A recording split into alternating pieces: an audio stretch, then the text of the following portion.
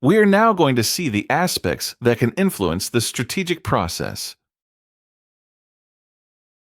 The strategic process can be influenced by a multitude of aspects or variables, both internal, organization, and external, environment. The main aspects that can influence the typology and characteristics of strategic processes are described below.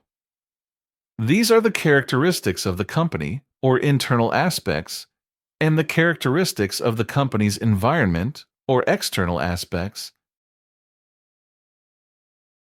Among the internal aspects are the strategies and general objectives, the characteristics of the top managers, such as their training and knowledge, their professional experience, their management style, etc., the organizational culture, the power structure and relations, the age and size of the company, its geographical scope, the organizational structure, and the degree of internal complexity, the processes and systems, and human resources.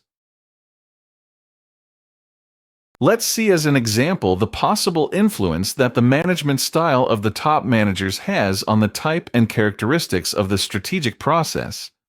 The management style fundamentally influences who are the protagonists of the strategic processes, being able to verify the following.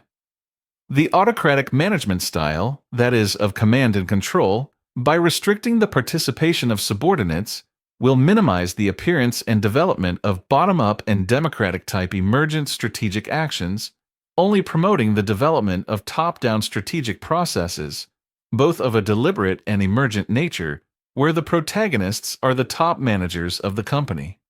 As a result, the generation of new strategic concepts, ideas, initiatives, visions, and decisions, as well as new incipient behavioral patterns, will be reduced, and therefore, new strategic learning and new strategies will be reduced.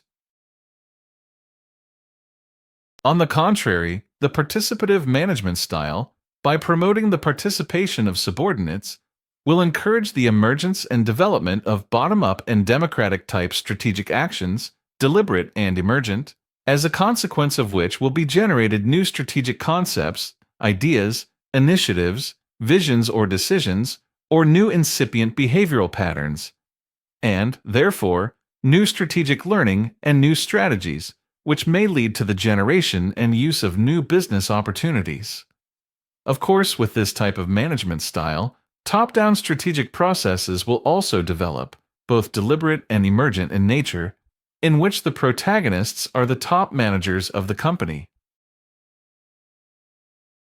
And among the external aspects are the level of dynamism of the environment, its degree of predictability, its level of controllability, its degree of complexity, and its level of hostility. Let's see as an example the possible influence that the level of dynamism of the environment has on the typology and characteristics of the strategic process.